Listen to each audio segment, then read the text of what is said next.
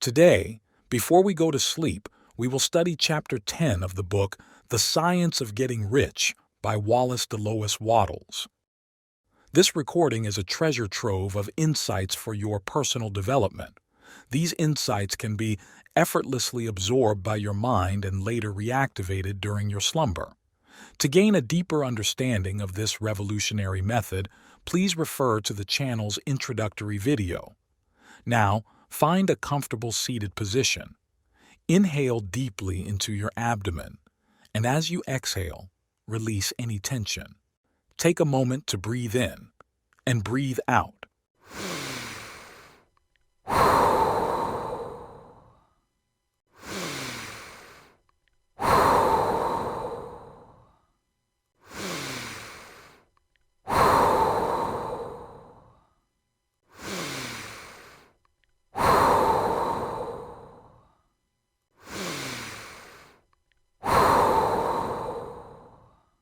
Now pay close attention and listen carefully with total concentration. The Science of Getting Rich, Chapter 10, Further Use of the Will.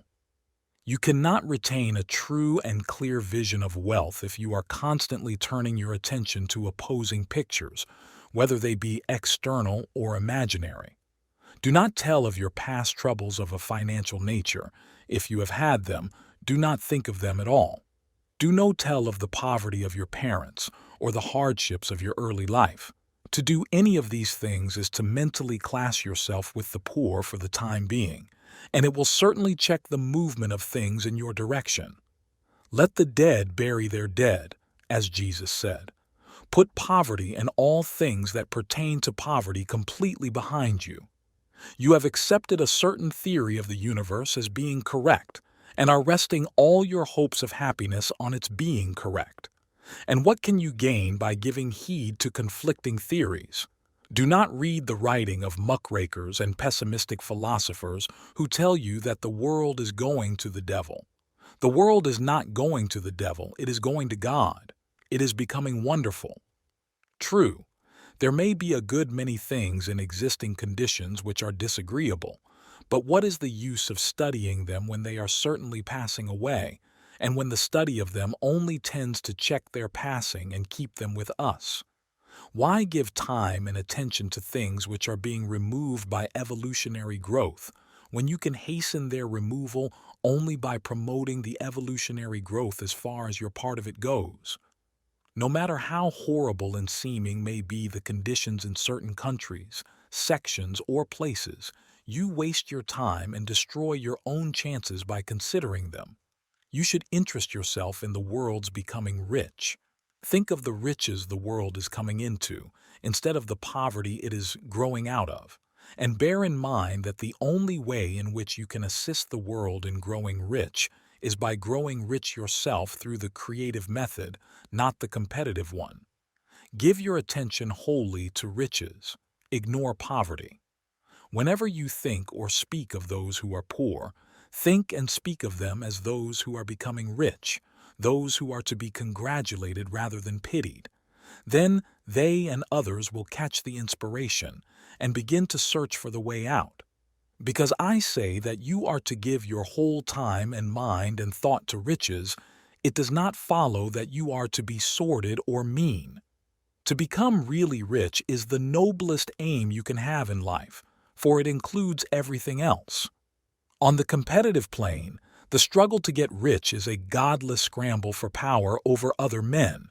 But when we come into the creative mind, all this is changed. All that is possible in the way of greatness and soul unfoldment, of service and lofty endeavor, comes by way of getting rich. All is made possible by the use of things. If you lack for physical health, you will find that the attainment of it is conditional on your getting rich. Only those who are emancipated from financial worry, and who have the means to live a carefree existence and follow hygienic practices, can have and retain health.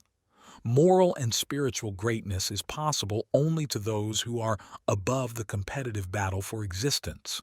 And only those who are becoming rich on the plane of creative thought are free from the degrading influences of competition.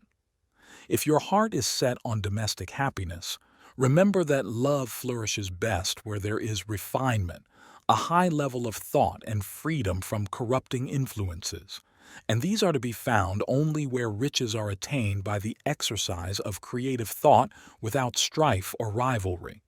You can aim at nothing so great or noble, I repeat, as to become rich, and you must fix your attention upon your mental picture of riches to the exclusion of all that may tend to dim or obscure the vision. You must learn to see the underlying truth in all things. You must see beneath all seemingly wrong conditions the great one life ever moving forward toward fuller expression and more complete happiness.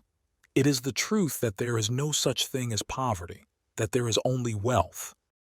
Some people remain in poverty because they are ignorant of the fact that there is wealth for them, and these can best be taught by showing them the way to affluence in your own person and practice. Others are poor because, while they feel that there is a way out, they are too intellectually indolent to put forth the mental effort necessary to find that way and by travel it. And for these, the very best thing you can do is to arouse their desire by showing them the happiness that comes from being rightly rich. Others still are poor because, while they have some notion of science, they have become so swamped and lost in the maze of metaphysical and occult theories that they do not know which road to take. They try a mixture of many systems and fail in all. For these, again, the very best thing to do is to show the right way in your own person and practice. An ounce of doing things is worth a pound of theorizing. The very best thing you can do for the whole world is to make the most of yourself. You can serve God and man in no more effective way than by getting rich. That is, if you get rich by the creative method and not by the competitive one. Another thing. We assert that this book gives in detail the principles of the science of getting rich, and if that is true, you do not need to read any other book on the subject. This may sound narrow and egotistical, but consider, there is no more scientific method of computation in mathematics than by addition, subtraction, multiplication, and division. No other method is possible. There can be but one shortest distance between 2 points. There is only one way to think scientifically, and that is to think in the way that leads by the most direct and simple route to the goal.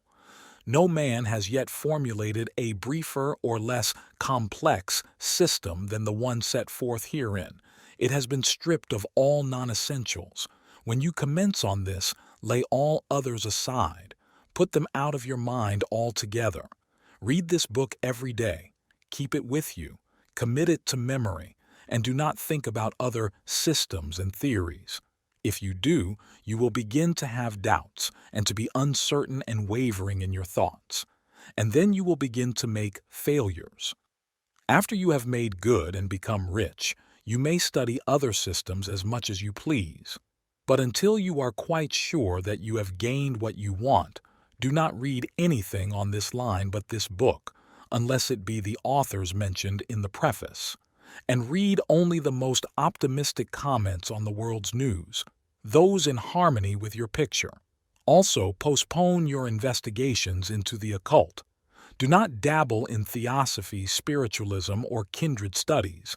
It is very likely that the dead still live and are near. But if they are, let them alone. Mind your own business. Wherever the spirits of the dead may be, they have their own work to do and their own problems to solve, and we have no right to interfere with them. We cannot help them, and it is very doubtful whether they can help us, or whether we have any right to trespass upon their time if they can. Let the dead and the hereafter alone, and solve your own problem. Get rich.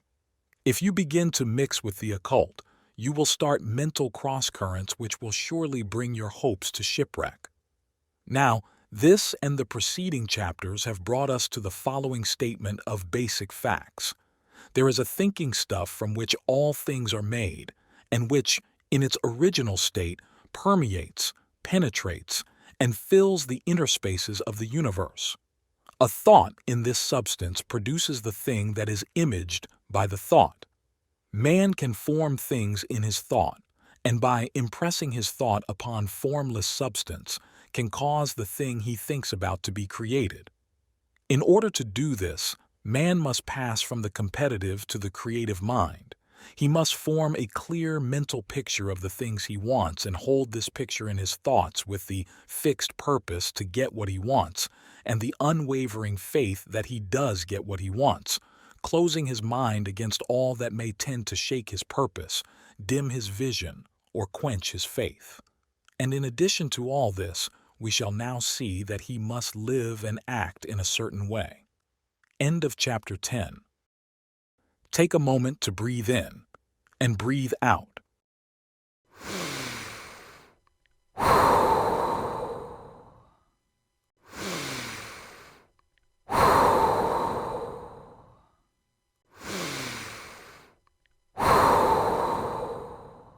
Stay focused and reflect on what you've just heard. In the comments section, share the main message or key takeaway you've gleaned from this recording. This simple task will aid in your reflection and internalization of the information. Remember, repetition is the key. By playing this recording every night before sleep, you're instructing your sleeping mind on what to consolidate. Once you've completed this, head to bed immediately and let your subconscious mind work its magic. Don't forget to subscribe to the channel and hit the notification bell to stay updated with our latest content. Good night.